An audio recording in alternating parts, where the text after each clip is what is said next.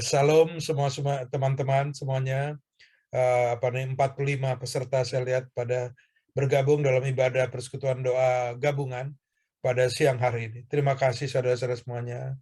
Terima kasih untuk Pak Yakobus, terima kasih Bu Wati, Pak Joy, Pak Nixon yang sudah mempersiapkan ibadah kita pada siang hari ini. Terpujilah nama Tuhan. Mari sekali lagi saudara-saudara terkasih yang saya kasih, baik yang ada di kantor, di rumah, yang sedang WFH, ataupun di perjalanan. Kembali kita merendahkan hati, kita tundukkan kepala kita. Kita berdoa agar urapan Tuhan, agar hikmat dari Roh Kudus ada dalam hati kita semua. Ya Aba, ya Bapa, di dalam nama Tuhan Yesus, siang hari ini, kami Tuhan, 45 jemaat-Mu Bapa, anak-anak-Mu Tuhan yang ada di marketplace ya Bapa, datang ke hadapan-Mu merendahkan hati. Kami buka hati kami buka pikiran kami. Biarkan kami terus mendengar kebenaran firman-Mu Tuhan. Kuduskan kedua tangan kami. Kuduskan hati kami, agar kami boleh naik ke gunung kudus-Mu Tuhan, pada siang hari ini. Ya Aba, ya Bapa, kami terus minta pemeliharaan-Mu. Apapun boleh terjadi di muka bumi ini Tuhan. Tapi kami terus mau hidup dalam kebenaran-Mu Tuhan. Bukan dalam kenyataan, tapi dalam kebenaran firman. Itu yang boleh terjadi atas kami semua. Terima kasih ya Bapa untuk anak-anak-Mu yang akan bergabung juga. Seberapapun jumlah pada siang hari ini. Kami minta hanya hadirat-Mu Tuhan. Kami satukan hati kami Tuhan. Kami minta hadirat-Mu, kami minta tuntunan-Mu. Kuatkan kami, teguhkan kami, agar kami terus moving forward Tuhan, agar kami terus maju Tuhan, ke dalam rencana-Mu. Dan hamba serahkan Tuhan, anak-anak muda-Mu di marketplace Bapak, generasi apapun mereka dipanggil Tuhan, millennials Bapak, urapi, pakai mereka Tuhan, sebagai Benjamin generation Tuhan, generasi Benyamin Bapak, yang bergerak dalam pengurapan-Mu 5 kali ganda Tuhan, ada atas anak-anak muda Bapak, yang mereka dalam usia muda mereka Tuhan. Mereka bisa menjadi anak-anak panah yang melesat ke kota-kota musuh. Terima kasih Tuhan Yesus. Dalam nama Tuhan Yesus kami berdoa. Dan kami siap terus mendengar kebenaran firman-Mu. Pengurapan-Mu ada atas hamba-Mu Bapa. Haleluya. Amin. Ya, saudara-saudara terkasih, kembali kita berjumpa kembali. Saya percaya saudara-saudara semua ada dalam keadaan sehat, ada dalam perlindungan Tuhan, dan tetap ada dalam pemeliharaan Tuhan. Saudara terkasih, sebelum saya akan mulai supaya narasinya tepat dan tidak out of context, kalau mungkin saudara-saudara menerima flyers atau menerima undangan dengan tema keuangan akhir zaman. Sedikit saya ingin pertajam di sini. Sebetulnya yang ingin saya sampaikan adalah yang saya ingin sampaikan, dan ini setelah saya gumuli selama 1 bulan, saudara saya pada saat saya dapat jadwal ini dari hamba-hamba Tuhan di MOR, yaitu mengenai bijaksana dalam menghadapi keuangan digital. Saya ulangi sekali lagi, jadi saya tidak akan membicarakan keuangan akhir zaman secara Bible, tapi akan membicarakan tentang wisdom for digital money, atau bijaksana dalam menghadapi keuangan di era uang digital. Itu yang saya ingin sampaikan, karena kalau kita ngomong keuangan akhir zaman, jujur saya nggak bisa mendarat di jam 1 nanti. Paling nggak mesti 2 jam, saudara-saudara. Karena apa? Karena step-stepnya kita mesti mulai dulu ke Davos. Ada pertemuan tahunan di Davos, yaitu para pemimpin dunia, baik itu konglomerat, baik itu pemimpin pemerintahan, para ekonom, kumpul di Davos untuk membicarakan agenda keuangan atau ekonomi ke depannya seperti apa. Itu yang pertama. Terus yang kedua lagi, kita harus membahas tentang pertemuan G20, bahkan nanti yang tahun ini akan ada di Bali. Karena disitulah platform dari ekonomi dunia ke depannya. Jadi jujur saudara, tidak cukup waktunya, dan saya tidak siapkan bahan untuk hal itu, saudara-saudara. Jadi supaya tidak out of context ya, saudara-saudara. Kembali saya ulangi ya, untuk teman-teman yang baru bergabung, sudah 46, bertambah lagi, saudara-saudara terkasih, saya ingin membicarakan secara biblical tentang bijaksana dalam menghadapi keuangan digital money. Karena hari-hari ini saudara sudah tahu, saya yakin bahkan lebih dari saya lebih update apa yang terjadi. Begitu banyak orang yang tertipu di dalam keuangan digital. Bahkan sampai ada yang jual rumah, ada yang bunuh diri, pinjam uang dari online, akhirnya untuk investasi di keuangan secara digital. Padahal mereka tidak tahu. Sedikit Saya juga disclaimer di sini, mungkin kalau dalam narasi saya ada menyampaikan tentang informasi, itu bukan bukan seperti advice, saudara-saudara. Bukan seperti apa nih saran, tidak. Tapi kita mau belajar. Kita minta hikmat dari Tuhan. Saudara-saudara terkasih, saya akan mulai dari firman Tuhan dulu. Apa tuntunan firman Tuhan untuk kita dalam menghadapi uang digital ini, yaitu dari kitab Wahyu pasal 6 ayat 6. Saudara yang ada Alkitab atau gadgetnya silakan dibuka. Tapi saya akan bacakan untuk saudara-saudara semuanya. Demikian firman Tuhan. Dan aku mendengar seperti ada suara di tengah-tengah keempat makhluk itu berkata, secupak gandum sedinar, 3 cupak jelai sedinar, tetapi janganlah rusakkan minyak dan anggur itu. Amin. Saudara-saudara terkasih. Ini situasi yang sedang kita hadapi, saudara-saudara. Ini situasi yang sedang kita hadapi, di mana Tuhan mengingatkan kita di hari-hari ini, di end of time, jadi di akhir daripada akhir zaman. Bukan cuma akhir zaman, saudara. Kalau kita melihat penggenapan nubuatan firman Tuhan, kita sudah ada di end of end time, akhir daripada akhir zaman. Tuhan mengingatkan kita semuanya hari ini, jangan rusakkan minyak. Di era apa? Di era gandum itu sedinar, secupaknya, seliternya, saudara-saudara.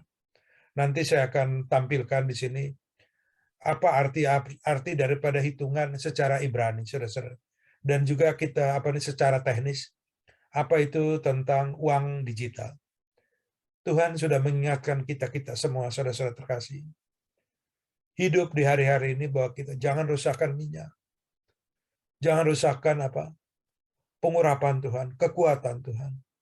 Kalau saudara-saudara semuanya di sini, termasuk saya, masih bisa melayani, saudara masih berkantor. Tadi saya tanya Pak Billy, di mana Pak? Ada di kantor katanya. Saya dengar Pak Alwi ada di jalan. Itu semua adalah pengurapan dari Tuhan. Kalau kita masih bisa bekerja, masih punya usaha, masih punya bisnis, saudara, masih punya income, itu adalah kekuatan dari Tuhan. Itu adalah pengurapan dari Tuhan, saudara-saudara. Karena Tuhan berkata bahwa harga-harga bahan pokok itu akan mahal sekali. Bahwa kekeringan akan terjadi di mana-mana.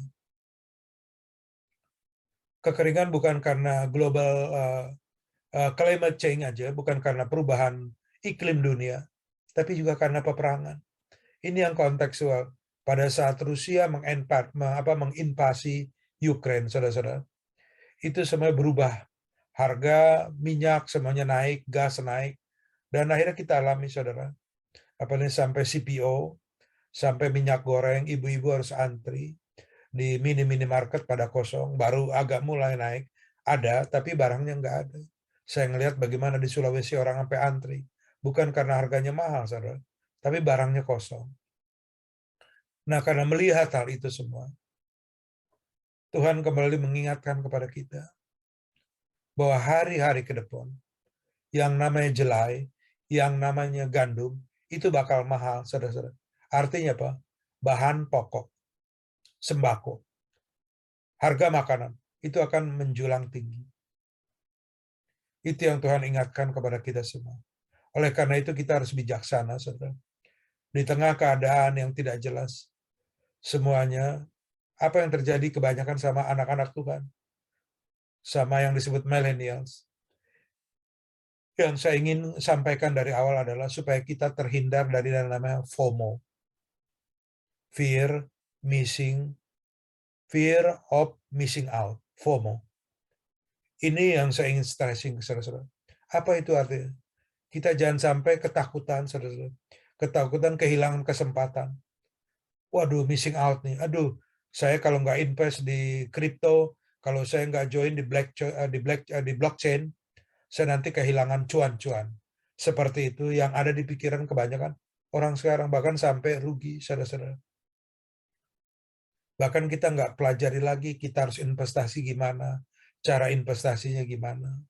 Kita udah kehilangan hikmat untuk hal itu. Nah, ini yang ingin saya sampaikan. Karena pada saat dunia penuh dengan spekulan. Nah, kenapa tadi Tuhan berkata bahwa Bahwa gandum 1 liter itu bakal 1 dinar. Artinya bakal banyak spekulan, saudara. Yang namanya spekulasi itu menjadi bagian daripada bisnis. Karena para bisnismen, para pengusaha melihat apa? Opportunity. Enggak salah, saudara, untuk hal itu. Saya bukan mau menghakimi. Enggak salah. Untuk kita melihat opportunity, bisnis. Karena memang itu, kalau kita di bisnis, kita harus melihat opportunity. Tetapi opportunity seperti apa? Yang pertama tadi saya ingin sampaikan kepada teman-teman semuanya, bahwa kita jangan sampai hidup dalam keadaan yang terus-menerus yang disebut FOMO tadi. Yang apa namanya yang begitu terkenal di kalangan anak-anak muda sekarang atau generasi sekarang. Bahwa kita takut kehilangan yang namanya apa? Kesempatan atau missing out dalam banyak hal, saudara. Dalam banyak hal. Nah ini yang Tuhan, makanya Tuhan berkata apa? Jangan rusakkan minyak dan anggur itu. Jangan rusakkan ketaatan kita kepada Tuhan, kepercayaan iman kita, hope kita, mindset kita. Itu yang Tuhan ingatkan kepada kita semua. Tapi saudara-saudara terkasih, apa namanya? Kalau saudara tetap ingin tahu tentang keuangan akhir zaman atau tentang keadaan akhir zaman, ini sekalian saya minta dukungan dari teman-teman. Saudara-saudara bisa masuk ke YouTube nanti saat ada waktu apa? Tinggal diklik aja, dicari Sopar to the Nation. Saya ulangi sekali lagi, Sopar to the Nations. Ini sekalian saya minta izin apa untuk memberitahukan ke teman-teman itu channel saya pribadi atau pelayanan saya, yaitu Sangkakala ke bangsa-bangsa, Sopar to the Nation. Saudara bisa subscribe di situ dan saudara bisa akan lihat firman yang saya sampaikan, juga informasi-informasi tentang marketplace dari Israel. Saudara akan melihat bagaimana industri anggur apa namanya yang tadinya Israel 5.000 tahun lalu buat anggur untuk di bait suci, untuk ibadah. Sampai sekarang mereka bisa bikin dry wine, champagne, pinot, bordeaux, semuanya anggur-anggur yang apa nih yang fine tadi udah diekspor. Atau saudara nanti bisa melihat juga teman-teman bagaimana Israel bisa jadi apa nih mengembangkan Google, mengembangkan Microsoft, itu semua pusat apa namanya pengembangannya ada di Israel. Dan itu ada semua di situ. Atau mungkin ke depannya, saudara, kalau belum di edisi kemarin ya. Jadi silahkan kalau untuk apa nih, kalau yang ingin tahu tentang akhir zaman, karena memang itu semua di situ saya tampilkan. Kembali kepada firman Tuhan, saudara-saudara terkasih.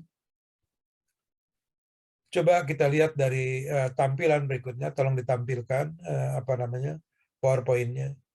Saudara terkasih, kalau kita membaca firman Tuhan baik di kitab Imamat, kita baca di kitab Wahyu tentang akhir zaman, selalu related, selalu berkaitan dengan apa?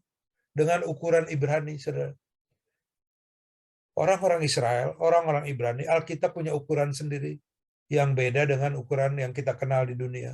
Yang pertama adalah cupak. Apa arti kata cupak tadi? Arti kata cupak adalah 1 liter gandum. Atau kalau kita di Indonesia 1 liter beras, saudara. Yang kedua mungkin kita mendengar dinar. Sekarang ini mata uang yang dipakai di beberapa negara Arab, Timur Tengah, memakai kata dinar. Dari ribuan tahun yang lalu, kata dinar adalah, yaitu bahwa itu adalah penghasilan 1 hari pegawai. Nah, saya pakai referensi dari UMR Jakarta. Jadi ini penghasilan sekitar 200.000, saudara. Kalau kita kerja 20 hari, 25 hari sebulan, 1 harinya seseorang di Jakarta, kalau pakai acuannya UMR ada 200.000. Kita ambil itu, saudara. Itu arti kata 1 dinar. Dan yang kedua adalah yang ketiga, maaf, disebut Eva. Artinya ada 36 liter, 36 liter benih atau benda padat. Jadi kalau sekarang kita di Indonesia 1 karung lah, saudara. Kita sebut seperti 1 karung atau 1 goni. Kalau zaman dulu itu isinya kalau nggak jelai atau gandum. Jelai itu makanan rakyat jelata, saudara. Jadi lebih apa kelasnya lebih di bawah daripada gandum. Karena kalau Alkitab mengajarkan pada saat kita makan gandum, di New King James Version dikatakan apa? Kita bisa bikin roasted bread. Jadi artinya roti yang dibakar, roti enak, kayak croissant kayak gitu. Nah, itu semua dari gandum. Tapi kalau jelai, saudara, nggak bisa dijadiin roti. Saudara. Jadi kayak apa ya? Kalau kita di Indonesia mungkin di bawah beras lah. Kalau saya pernah dulu ada di Bojonegoro makan nasi jagung karena lebih murah, lebih merakyat seperti itu. Makannya dengan nasi pecal, nasi jagung. Jadi seperti itu, saudara. Jadi kembali lagi itu yang kedua adalah hin. Nah, hin adalah satuan untuk 6 liter benda cair. Jadi kalau saudara mungkin lihat ada galon air seperti itu, saudara. Nah, ini yang yang terima kasih di chat tadi yang sudah menerangkan so far to the nation. Sekali lagi saya memerlukan dukungan saudara-saudara agar saya tetap bisa produktif, saudara. Menyampaikan kebenaran ini. Dan kita ingin memberkati Israel karena Tuhan sendiri yang berjanji siapa yang memberkati Israel kita akan diberkati. Kita tidak mengutuk, kita tidak benci, tapi juga kita tidak menjadikan Israel sebagai center, sebagai pusatnya tetap Allah Israel yang kita kenal di dalam nama Tuhan Yesus. Terima kasih saudara. Kembali inilah ukuran-ukuran Ibrani yang kita akan bahas ke depan narasinya. Yang berikutnya, tolong ditampilkan, ini secara teknis yang disebut uang digital. Nah, saudara, pada saat mungkin saudara iya nanti Pak Jeb mungkin saya akan tampilkan di sini saudara-saudara terkasih. Iya itu betul Bu Lea, ya. So far to the nation mungkin digabung dirapatkan di kalimatnya. Nah, untuk digital money, saya disclaimer dulu, saudara. Saya bukan ahli keuangan.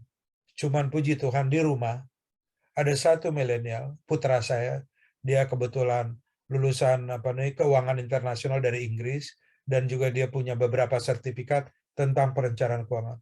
Itulah teman saya untuk jam 12 malam kita bicara tentang keuangan digital tadi.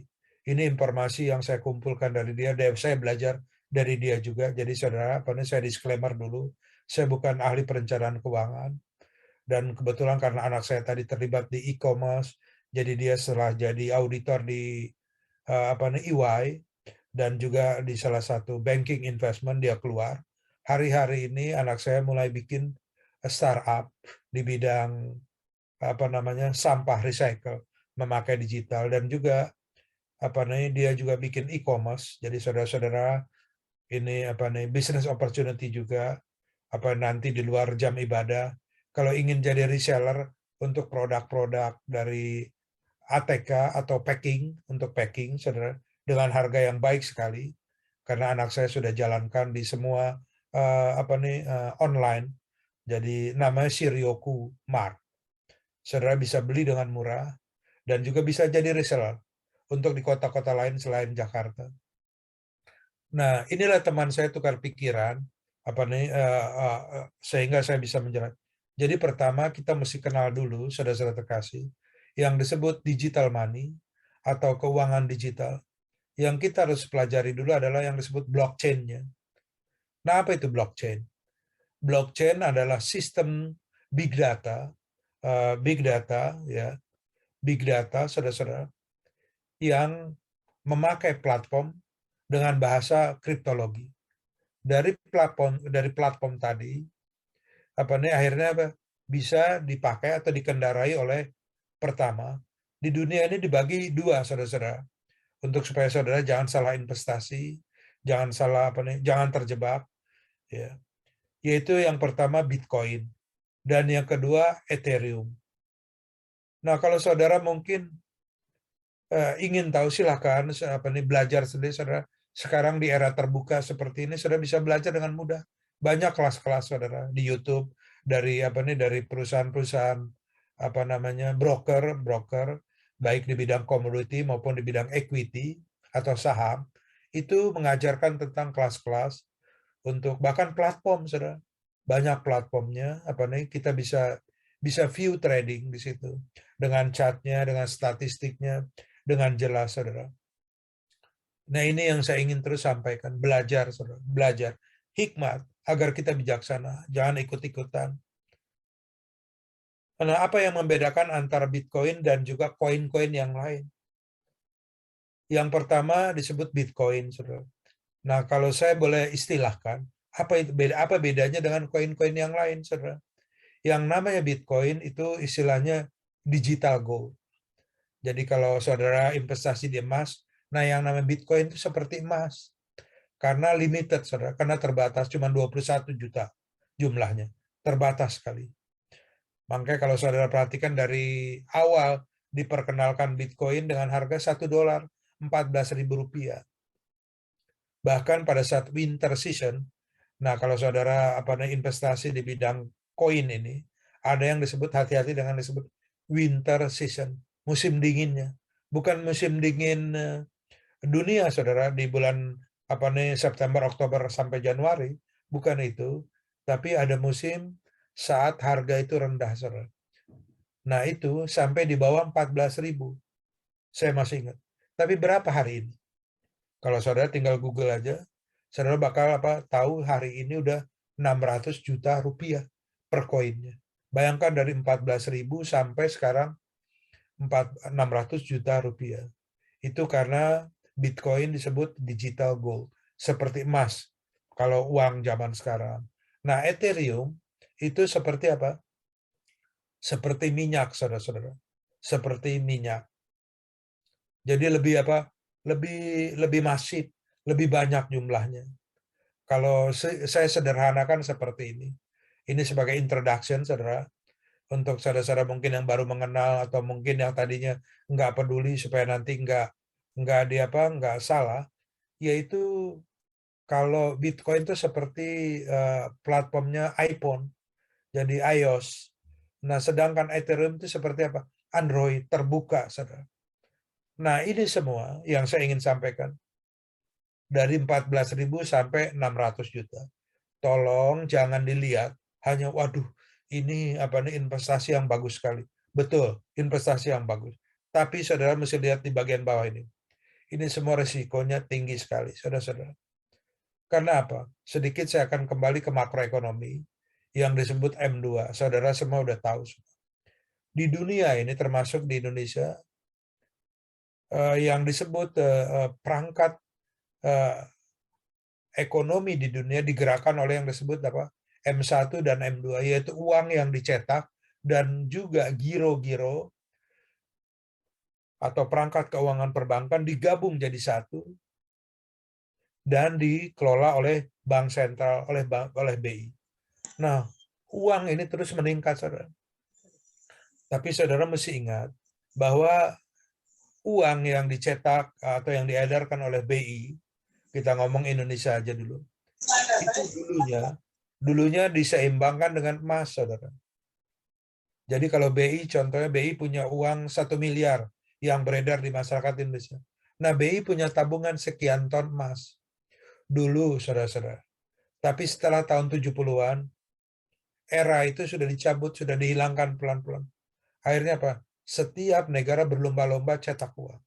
Itu dimulai dari Amerika, saudara. Cetak uang, sehingga apa? Inflasinya luar biasa di seluruh dunia. Nah, dengan risiko tinggi ini, kembali lagi, saudara-saudara terkasih yang saya kasihi, sekarang sudah berjumlah jadi 55 peserta. Jadi tolong bijaksana. Kenapa risiko tinggi? Secara teknis saya, saudara, kalau uang rupiah yang saudara pegang, itu dikontrol oleh Bank Indonesia. Tetapi kalau yang namanya blockchain tadi, itu dikontrol sama orang-orang tertentu. Contoh kayak di mana ini blockchain pada ngumpulnya? Itu di negara kaya kecil, saudara-saudara, yang indah luar biasa, yaitu di Luxembourg, atau kalau nggak tetangganya Liechtenstein, atau sampai ke Swiss, orang-orang tertentu. Oh Pak, kan itu penemunya orang Jepang. Bukan, saudara, nggak tahu sampai hari ini. Yang disebut si orang Jepang itu nggak pernah jelas. Itu nggak pernah jelas sampai hari ini. Itu makanya yang sebut tinggi tadi. Dan untuk informasi, saudara, untuk ngedukung berlangsungnya cryptocurrency ini perlu tenaga. Jadi ada big data. Bukannya cuma iCloud, saudara, tapi big data. Ada data yang besar sekali untuk supaya mereka bisa transaksi tanpa batas negara, saudara, ke seluruh dunia. Jadi orang dari mana, sampai dari Bondowoso mau kirim ke New York, itu bisa terjadi. Dan 24 kali 7, saudara. Sedangkan Bank Indonesia enggak, ada jam bisnisnya, ada hari bisnisnya, saudara. Hari raya mereka tutup. Sedangkan cryptocurrency, platform ini enggak kerja 24 jam. 7 hari seminggu. Tanpa batas negara. Sehingga memerlukan big data. Yang menjadi risikonya adalah big data ini harus didukung dengan kekuatan energi yang luar biasa. Contoh kayak Bitcoin, saudara. Itu memerlukan 1 terawatt. 1 terawatt listrik, saudara. Jadi kira-kira berapa watt tuh? Kalau kita mungkin di rumah punya 5.000 watt, 3.000 watt, 900 watt. Itu perlu 1 triliun watt. Bayangkan, untuk bisa ngelola Bitcoin, kalau saudara udah investasi, di belakang itu harus ada energi, saudara, yang memerlukan 1 triliun watt. Itu satu negara, saudara. Kalau saudara cari data, itu satu negara di Argentina. Argentina itu di Amerika Selatan, satu harinya itu memerlukan 1 triliun watt. Kita Indonesia pasti lebih besar lagi, karena jumlahnya banyak. Nah, kenapa risikonya tinggi?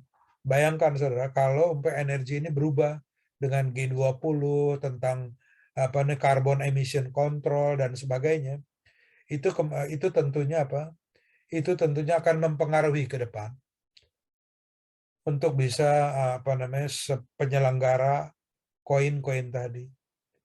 Dan yang berikutnya adalah hacker, saudara. Hacker, saudara. Kalau saudara perhatikan, saya jujur memperhatikan, saudara, sudah ratusan juta US dollar hilang. Sudah ratusan juta dolar hilang. Di hack.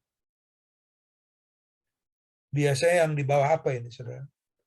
Saya disclaimer dulu juga, saya bukan mau pro ini, mau pro itu, atau mau mengarahkan saudara, enggak, saudara.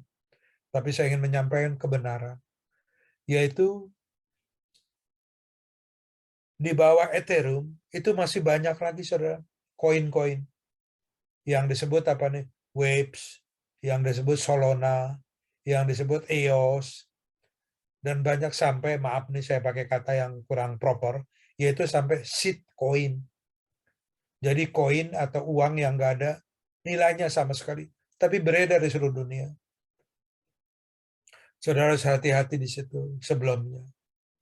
Karena ada berapa banyak sih di dunia ini? Menurut data yang saya catat ada sekitar 5 ribuan, saudara. Ada 5 ribuan koin.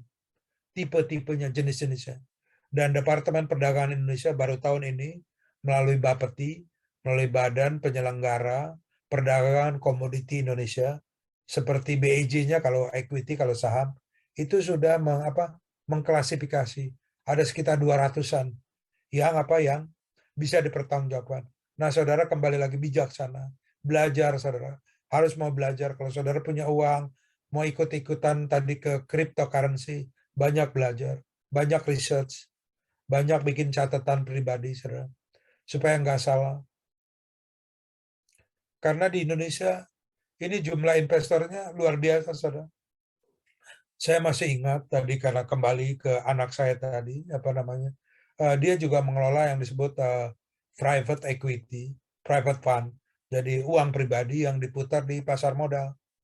Karena dia juga punya sertifikat sebagai pialang di pasar modal. Nah, saya masih ingat, saudara, di Indonesia itu cuma ada 2,5 juta orang yang investasi di saham. Tapi khusus untuk kripto cuma beberapa tahun, saudara, sudah 7 juta.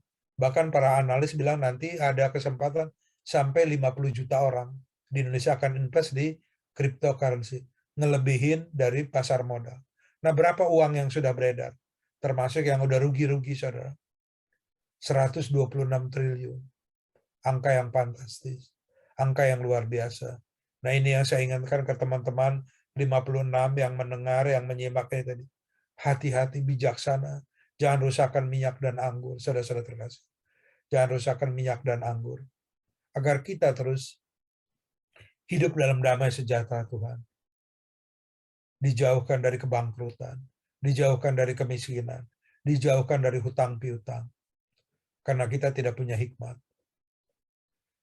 Kembali lagi saudara, yang paling penting dari semua itu tadi adalah tentang apa? Pergerakannya itu luar biasa. Kalau kita bikin trading view-nya atau kita bikin chart-nya, itu di situ saudara, angka spekulasi ini tinggi sekali saudara. Bayangkan dari 14.000 hanya dalam beberapa tahun menjadi 600 juta. Ini yang kita mesti hati-hati. Karena apa? Kita sebagai anak Tuhan, sebagai orang percaya, setiap 1 rupiah, setiap 1 US dollar yang Tuhan berikan kepada kita, itu adalah berkat Tuhan. Kita nggak bisa klaim, oh itu semua karena kerja keras saya, karena saya punya potensi, karena saya orang pintar, karena saya punya modal, karena orang tua saya orang berada, yang ngebantu bisnis saya. Tidak, saudara-saudara. Tidak. Tidak seperti itu. Maaf dengan segala hormat. Kalau sesukses apapun saudara, seberapa digit pun uang saudara sekarang ada di rekening bank atau di investasi apapun juga, itu semua dari Tuhan Yesus. Itu semua dari Tuhan Yesus. Saya ingatkan sekali lagi, dengan segala hormat, bukan saya mau mengecilkan effort saudara, perjuangan saudara, karir saudara, atau potensi saudara dengan kerja yang apa? Yang luar biasa. Demikian firman. Coba kita buka firman Tuhan, saudara-saudara terkasih. Kita buka firman Tuhannya dari kitab Imamat. Dari kitab Imamat. Imamat 19 ayat 36. Kenapa saya katakan seperti itu? Imamat 19 ayat 36, saudara-saudara. Ya, kalau bisa tolong ditampilkan, agar kita semua yang di jalan juga mungkin, yang sambil mengendarai tetap bisa baca.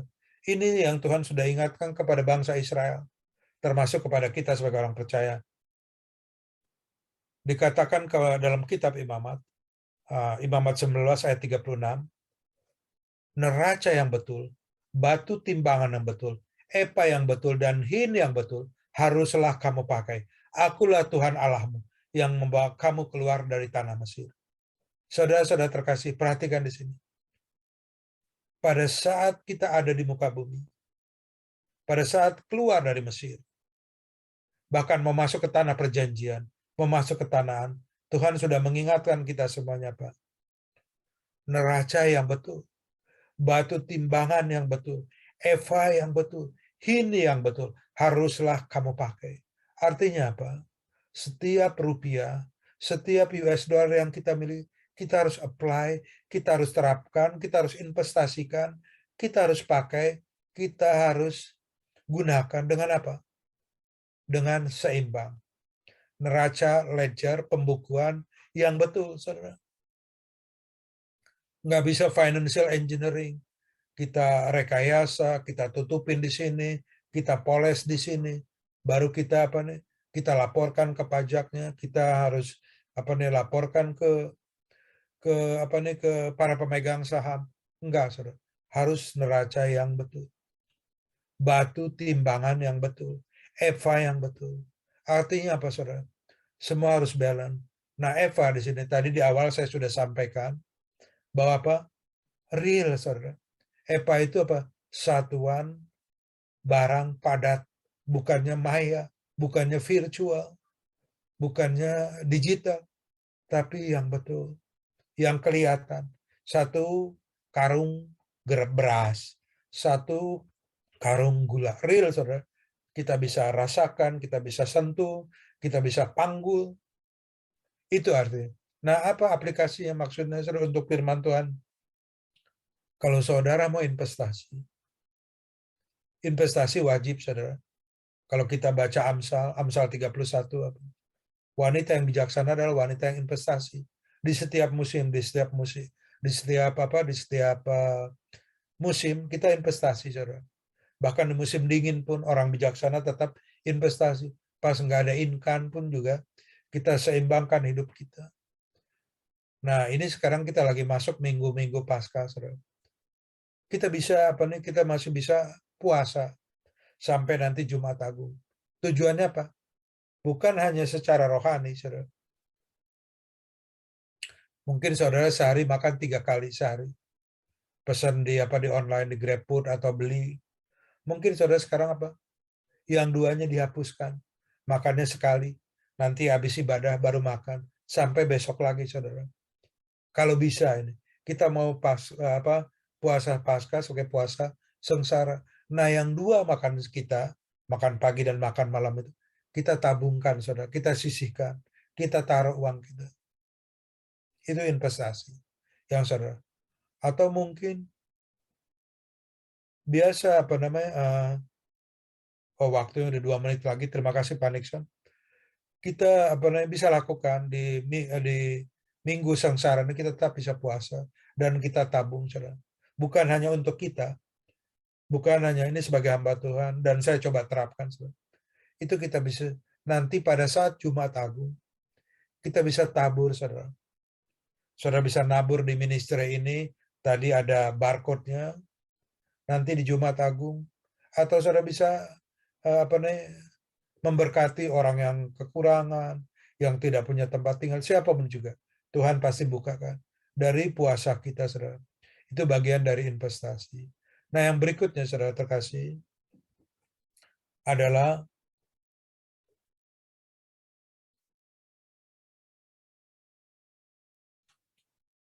bagaimana menjalankan kehidupan kita sehari-hari. Ini sebagai penutup. Kita buka firman Tuhan dari dari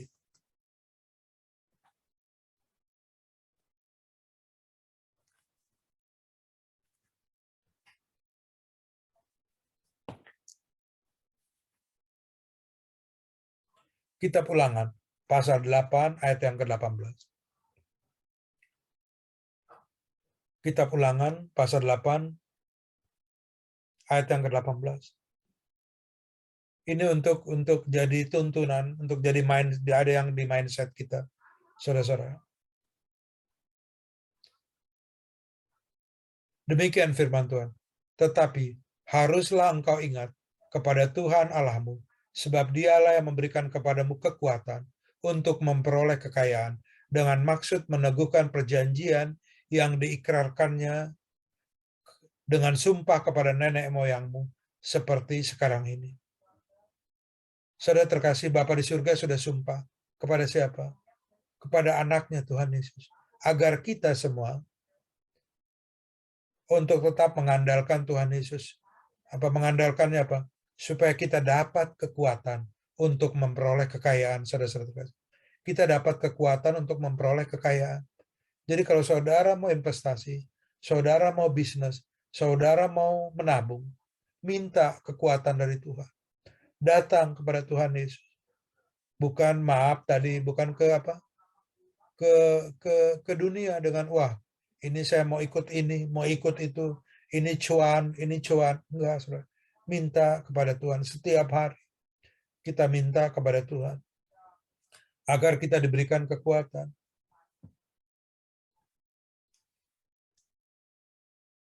Ini saudara-saudara terkasih, untuk supaya kita bisa terhindar dari FOMO, dari fear missing out, dari kita takut kehilangan kesempatan, kita takut dengan masa depan kita, dengan investasi kita, bisnis kita.